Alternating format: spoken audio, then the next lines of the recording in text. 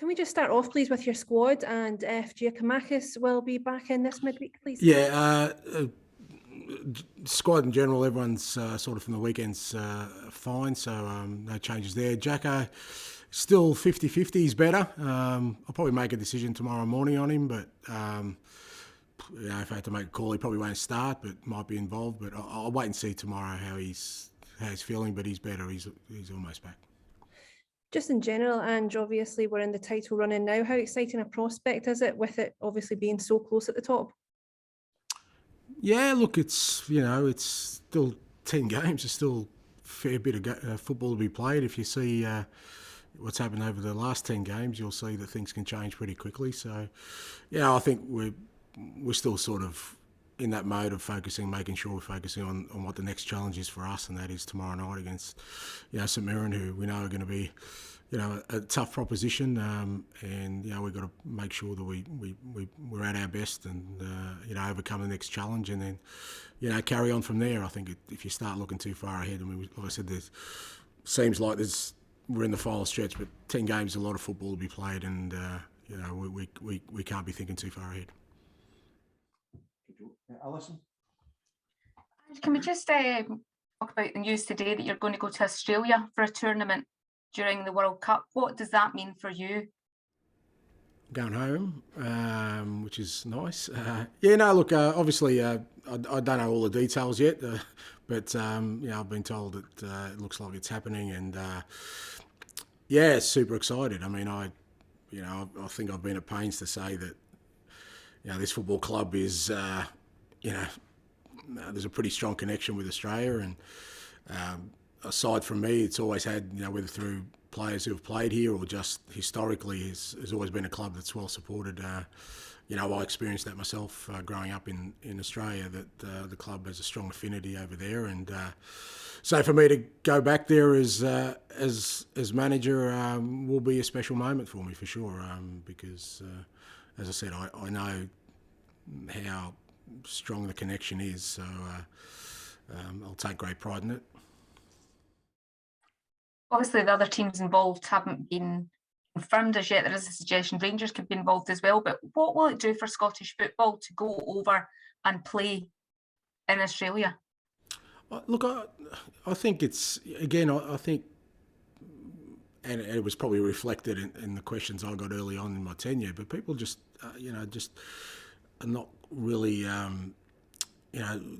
that aware of just the global reach of this football club anyway, because I've always known that, when you talk about iconic or big football clubs in Australia, Celtic is up there, in terms of recognition I'm talking about. You could, it's obviously not a strong footballing nation in terms of the sport being, the overriding sport in the country, but if you talk to a football lover or even just a sports person, a sports lover in Australia, Celtic is at the forefront in terms of clubs that they know. So hopefully what this means is that, we keep looking at these markets and keep growing the reach of the football club, because I think there are opportunities there to keep, I guess, fertilising that feeling and that connection. Because, again, if you support this football club in Australia, it means you're getting up at 2 or 3 a.m. in the morning to watch them, and that's a hell of a commitment, because they're probably going to work a few hours later. So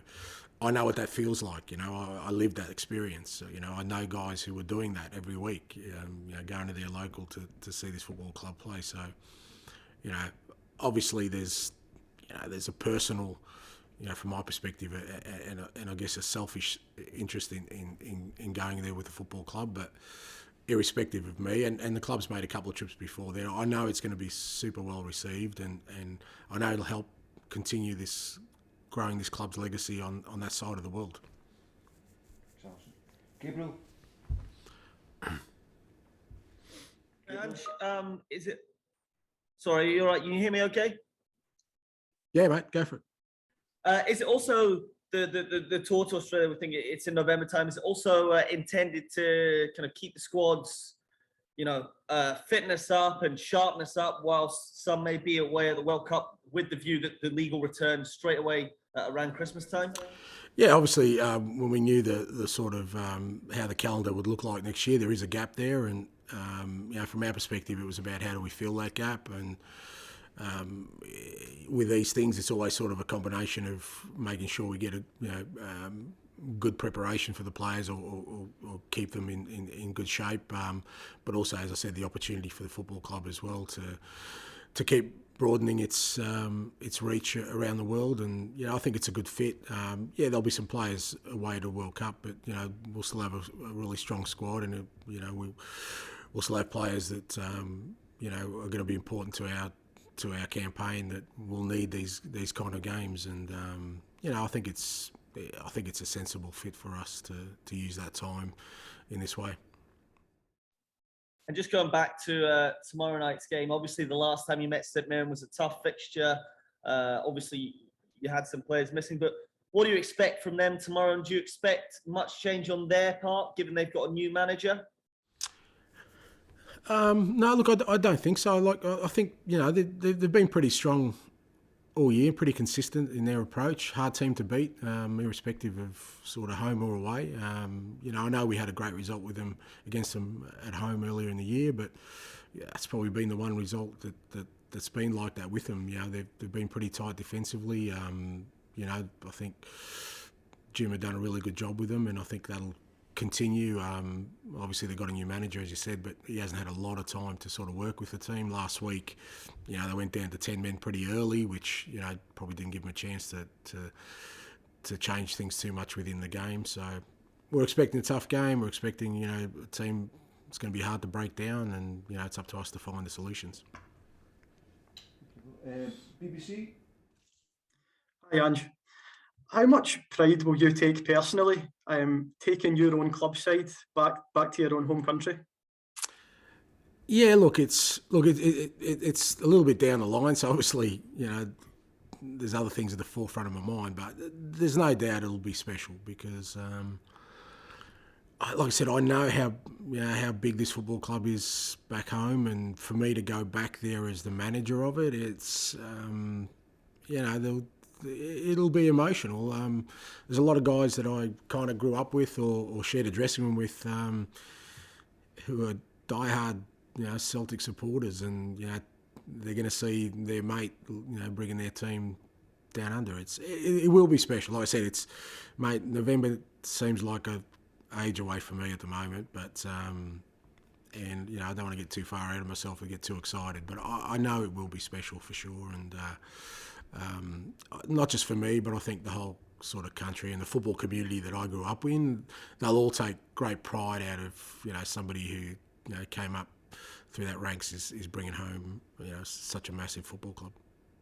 I'm sorry to bring it up again then, but you spoke about you spoke about the global reach of the club. I'm sure the players that you've got know how big a club they play for, but how much are you looking forward to showing them just how big a club they play for in terms of Australia and being on the other side of the world? Yeah, spot on. It's probably the bit that I do keep banging on about is that hopefully the boys that I take down there will realise just the enormity of this football club, the impact it has on the other side of the world, and it's why people say, well, I get this football club. Well, the reason I get this football club is I know it really well.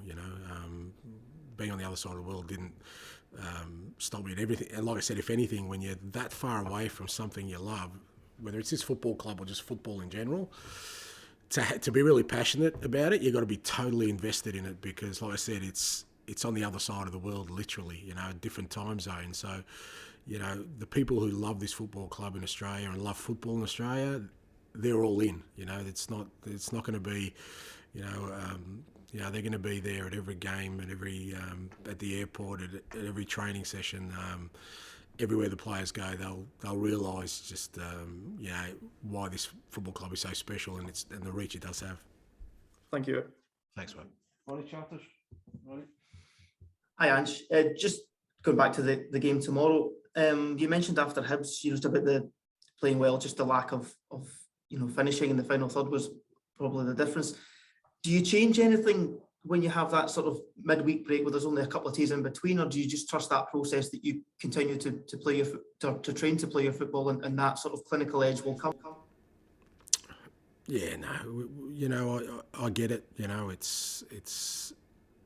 it's a natural reaction of people. And I said after the game, I'm not going to change. You know, I don't want to change the way people view things and their own opinions of it. But we're where we are today on March the 1st for a reason, because we believe in something. You know, we believe in playing the game a certain way. That's not going to change because of people think that something didn't work for 90 minutes of a football game. So that's not what I'm about. That's not what we're going to be about as a team. We are in year one of building a team that hopefully plays football in a way that's going to be totally identifiable to us. That's never going to change while I'm here. And to the credit of the players, they're all in on it now. That's what they that's what they want to do. That's the kind of team we want to be. So we'll keep doing what we've always done and what's got us to this place, and keep forging ahead. And along the way, we're not going to have 100% of people admiring our work, but that's fine. That's not what it's about. It's about believing in something yourself and seeing it through. Does it reassure you then when the players are that committed to that style? When there is that drive from Joe Hart all the way to Maeda, for instance, and Sunday to keep that momentum, keep that play. Yeah. Well, it's the only way it'll work, mate. You can't be half in with these things. Like I said, I keep saying you've got to be all in. You can't just dip your toe in and all of a sudden the water's a bit cold and you're going to second guess whether you jump in. You've got to jump in. That's it. And for us, I don't think we'd be sitting in this position today if we flinched at the first sign of a perceived lack of progress. We've had plenty of challenges this year, plenty of times where things haven't gone well. Kept their head down, forged ahead, and that's what we'll keep doing till the end. And with along the way, and like I said, there's nothing wrong with getting scrutiny or criticism if people think that what they see is not what they want. That's fine, but it's like everything. When you believe in something strongly, somebody walking from across the street and telling you that what you believe in is not right shouldn't change you. If you believe in it, you believe in it, and that's what these group of players have proven so far. And my job is to keep making sure that we start on this road and we continue down this road. Gavin? Ange, we've I think St Mirren have collected more points than anybody other than Celtic since the turn of the year. I mean, and we've seen it seems to be even more unpredictable, the kind of games that in recent weeks, teams are taking points off each other. Are you finding that it gets to this stage of the season, teams have got so much to play for, that it is getting more competitive when you're coming up against oppositions?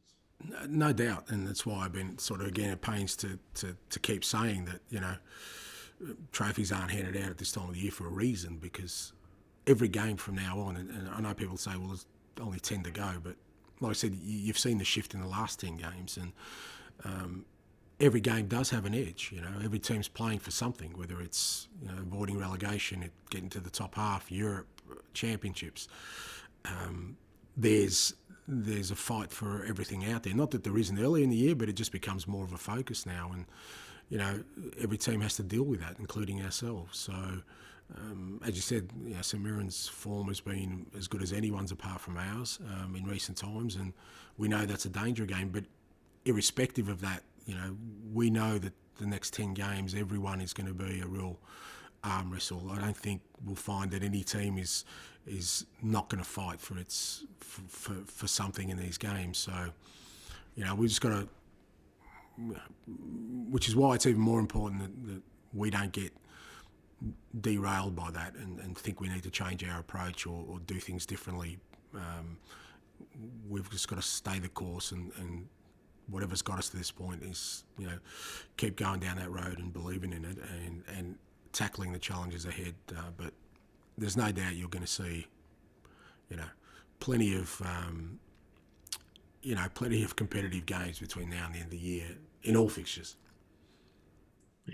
Thank you. Cheers. Thanks, mate. Martin? Hi, Ange. You've been involved in title races before, and so have your captain, Callum McGregor. How do you draw on those experiences and use Callum's experience to get the players back focused after not taking the 3 points on Sunday? Again, by making sure that we focus on what's important to us. So,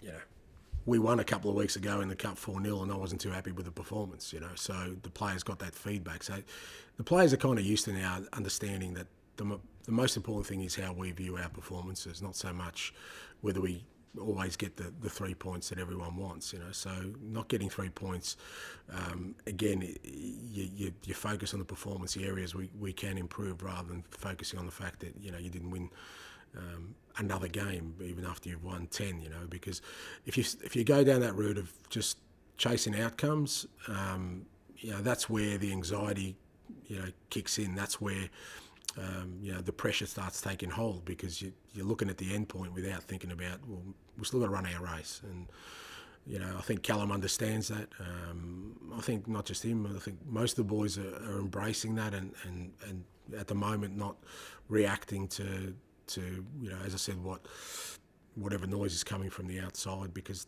that will always be there, you know. You can win 12 games in a row, and if you drop one, then you'll get the same noise as we're getting at the moment. That doesn't change. We can't change. We can't react to that, because what'll happen is that things will go well and we'll start believing that we've already achieved something when we haven't, and that's just as bad a pitfall as reacting to it now. So, like I said, we try and keep our messages consistent. The feedback from me is always consistent. Players know I'm always honest with them. We don't make excuses for ourselves. We don't look for clutches when things aren't going well. We take responsibility for everything we do, and we'll continue to do that. With 𝒄𝒏𝒄𝒆 potentially out tomorrow, how important does Daizen Maeda come into the thinking for you? And do you think the Celtic fans have got to see the best of him yet? Yeah, look, Daizen's important, but I think, you know, what we've tried to do again is not rely on one person, you know, and I think that's where, even for the players, that's a trap you can fall into, the thinking that it's an individual that will get you what you want. It doesn't work that way. I mean, at different parts of the year, we've had different guys stepping up for us. That's been, I think, the key to our success. We haven't relied on one person. I mean, you know, 𝒄𝒏𝒄𝒆 was unbelievable in the first half of the season, for sure, but so was Davey Turnbull, so was Tommy Rogic. So you know, the boys at the back were standing up. So we've always had people stepping up for us because we're taking a collective approach. So we can't go into tomorrow night thinking, well, you know, Daizen or you know, Jota or anyone else is going to be the difference. You go into that sort of mode, and you know that you're putting your whole sort of position in jeopardy, because you're relying on something that's, you know, can fluctuate, because people are human beings, you know. Daizen's been with us for, what are we, March? You know, 7 weeks, you know. Now Tate's been with us for 7 weeks. Matt O'Reilly's been with us for 7 weeks. Ideguchi's been with us for 7 weeks. If people can show me a player who comes into a place for 7 weeks and becomes the difference or shows the best of himself, well, you know, I think the guys who have come in have done a fantastic job. If you look at our form post-Christmas, a big part of the reason we've been the informed team is because the guys who have come in have contributed straight away. But, you know, we've got to make sure we understand that they're just beginning their careers. Their best is ahead of them. And, you know, from my perspective, I couldn't be happier with the way all of them are settled in. Thanks, Ange. Thanks, bud. Thanks, man. I think we want to go Anthony. Hi, Ange. This season's been great. It's been enjoyable from a fan's perspective. Just in terms of, you've already booked the homecoming for November, which suggests you'll definitely be here for that. Just to ask, I hope so, mate. So it could be out of my hands if we don't start winning games. So you never know. But I was just going to say, if the club offered you a long-term contract, would you like to stay at Celtic for, say, the next 4 or 5 years? Look, I appreciate the kind words, and look, like I said, I've appreciated the support I've had from day one. Our fans have been outstanding. You know, even on the weekend, I know they were frustrated, but you know, they're right behind this team, and they've been a big part of the reason why we've been able to stick to our beliefs and the way we want to play our football, because the encouragement we've had, you know, from our supporters, even in times when things haven't gone smoothly or it's looked like it's a bit of a struggle. I think they see the intent. Look, I'm loving being manager of this football club. I've never in my whole career worried about contracts. You know, if it's 1 year, it's one glorious year. I'm going to work as if I'm going to be here forever. You know, that's how I've always worked, and that's how I'll continue to work. You know, I being manager of this football club fulfills everything that I've ever wanted as a manager, because I'm in charge of a massive football club. I get the opportunity to work, you know, at the highest level, domestically and in Europe. I'm at a club where people are passionate about the same things I'm passionate about. So, but as a manager, you learn to understand that sometimes your destiny is not in your own hands. So you always understand that at some point it'll all come to an end. But like I said, I'm loving every minute of it, and I hope it continues for a long time. Yeah, me too. Just another question. Karamoko Dembele and Ben Doak are two of the younger players. We've not really seen much of Dembele this year due to injury, and Ben Doak's not really featured since the Rangers game. Do you expect them to have their say and maybe play a part in the remaining 10 games? Look, I hope so. I mean, differing sort of situations. With Karamoko, as you said, he's just been really unlucky with injuries. I mean, you know, in the pre-season, I really was looking forward to working with him, and you know, people remember he was on the end of a pretty ordinary tackle in a pre-season game, which really set him back. But he's worked really hard to get his fitness back, and he's now available. I just haven't found the right game to give him an opportunity, but he'll get an opportunity between now and the end of the year, absolutely. And you know, but again, you know, with him and Ben, they're probably in a similar boat. It's about also about their futures and you know where they see their futures. I've said all along that for me, this football club is everything that a young player would want. Particularly, you know, at the moment, I really want to bring young players into our first team and give them an opportunity as we have already. But they've got to be invested in our football club. They've got to want to be here. They've got to want to be here long term. If they see their futures elsewhere, if they're not certain, then I have total respect for that. Everyone's got the right to make their own decision. But you know, I'm going to invest time and opportunity into the people who want to stay at our football club. And you know, whether they're young guys or old guys, irrespective, for me, they've got to want to be here, and they've got to they see their future here. For me to sort of give them the opportunity. So, as I said, with Karamoko, I mean, he's been in the squad the last couple of games. He'll be in the squad tomorrow night, and like I said, it's just about finding. He's obviously missed a lot of football as well. So, you know, I'm really careful about when I want to put him in, but he'll get an opportunity. And look, he's an exciting young player. Hopefully, and the way we play should suit him. So hopefully, he has an impact and helps us.